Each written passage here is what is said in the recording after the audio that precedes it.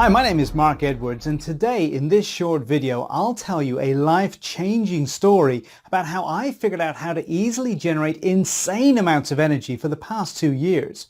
I'm talking about a simple device that can be used by any family around the world and can even change the course of the entire energy industry. Over the past year, 17,000 people have also already successfully used the very same technique to get over tragic milestones such as hurricanes, snowstorms and floods. Based on technology that we use on a daily basis, not only can it generate enough power to last through long, harsh winters with temperatures below zero, but it can ameliorate your power bill all year long. Now, I'm sure you're already intrigued and you want to know all about how this system works. And honestly, it's like nothing you've ever seen. And in just a few minutes from now, you will be outraged that you've ever paid a single cent to Big Electric. So you absolutely need to watch this short presentation today while it's still up.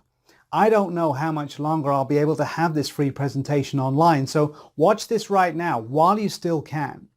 But before we continue, let me tell you who I am and how this all got started. As I mentioned before, my name is Mark Edwards. I'm a 56-year-old geography teacher from Memphis, Tennessee. Now, folks who live here know that high energy bills are somewhat of an issue and we've been fighting them for years. And we've never liked paying through our noses for simple things that everybody should be able to afford, like using the electric appliances without restriction. However, we simply settled, thinking that's the economy, or maybe it'll be better next year. And month after month after month, we were struggling not to fall behind on the bills. All that until the winter of 2015, December 29th, Tuesday, the absolute worst day of my life.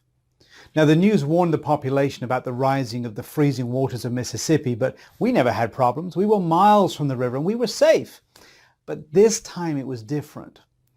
Now, around 7 p.m., the news warned everybody in the area that the river had risen like never before. And after just a few minutes, all the lights went off. Now, I immediately thought it was just a simple blackout. And I went to check on my wife and my 2 daughters, and they were fine for the moment. See, the Mississippi River had broken out of its bed and flooded the surroundings. It ripped down hundreds of power lines around our area, and we suddenly found ourselves completely without power. Now, my wife and I discussed about driving to my parents in Lexington, Kentucky, but we were looking at a 6-hour drive in the night. So we decided to wait for the power to just come back. Big mistake, huge mistake. See, the house was already getting cold, and it was getting cold really, really fast. Night came and there was still no power. And I tried calling the electric company on my cell phone to find out when the power would be restored. And all I got was their pre-recorded message saying they were aware of the problem and it would be between 48 and 72 hours before the power would be back online. Quickly, the temperature in our house reached around 50 degrees. Now, around midnight, I went to check on my family, and what I saw made me just freeze in my tracks. My wife and my daughters were lying on the bed, embracing each other, shivering with cold, muffled in these thick blankets. And you can't imagine how I felt not being able to protect my family. I rushed over there. I wrapped my arms around them as much as I could in a futile attempt to give them what little body heat that I had. And then my 5-year-old Lisa, she said to me in this little shivering voice, "Daddy, I'm cold and I'm hungry. I wish we had a warm soup." I just burst into tears. It was the most devastating moment of my life. I felt like my whole world just collapsed. And I felt powerless because there was nothing that I could do to protect the ones I cared for most. And I simply felt furious, outraged at the fact that I knew that I was the only one to blame for getting in this situation, and worse, getting my family in this dangerous situation. I was furious that I was completely dependent on the electric company to power my home, and furious about the fact that for so many years I let it slide and thought maybe it'll be better next year, while those money-sucking electricity mobsters bled me and my family dry. That was the moment I realized I was at the end of my rope. and I swore to myself I would never put my wife and 2 daughters in a similar situation again. We left for my parents the very next day, and we came back sometime later.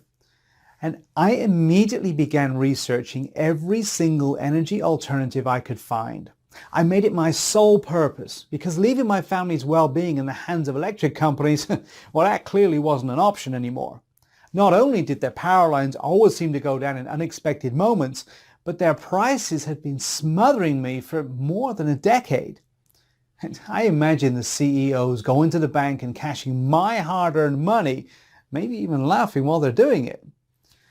So I immediately began to look at the problem from every angle to break the chains that Big Electric had around my family. There had to be something. Now, frustrated, I created a list of what I felt my new source of energy should really be. Now, firstly, it needed to be cheap and easy to obtain or build. Easy to move. If I needed to bug out of town, it needed to be something that I could easily carry with me. Can use a reliable source of power.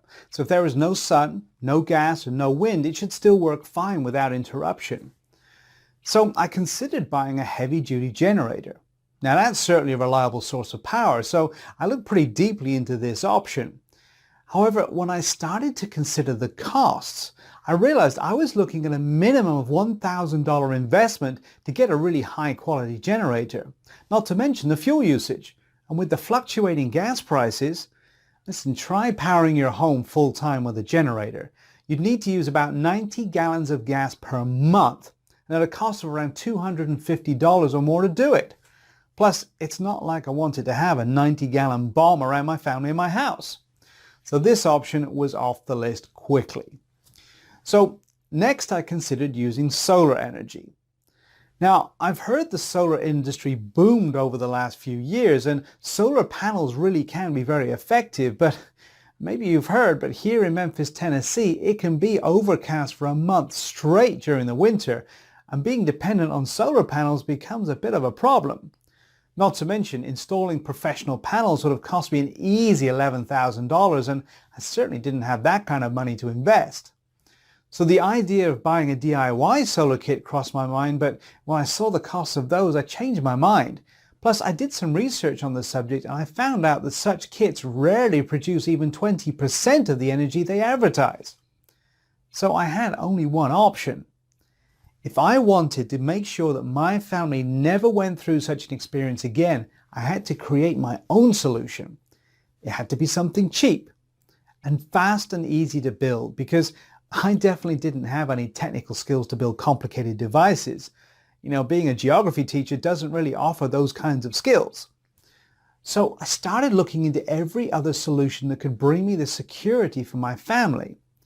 Many sleepless nights passed, and I was getting really tired of surfing the internet for a simple solution. Then one day, Kate, my wife, reminded me about my late Uncle Jack and his research in the energy field. Now, unfortunately, he passed away in 2004, but he worked for an electric car company as a pioneer in this field. His life goal was to save the planet and offer our children a better life. As a professional researcher in this domain, he had the resources he needed to do it. And setting his goal to help humankind, as he said, he dedicated his life to discovering new technology. And he did a thorough research. I remembered him telling me how electric eels can be used to produce huge amounts of energy. And maybe that sounds a little bit strange, but there are some fish farms that are completely energy independent. However, that really wasn't a solution for electric cars, and clearly it wasn't for me either.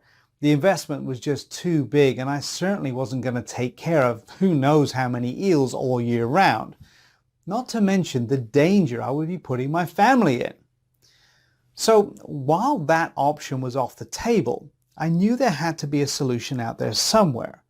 And that's when I remembered about the incredible technology that he had pioneered. He told me about a spinning principle. Now that's still being used in today's electric cars.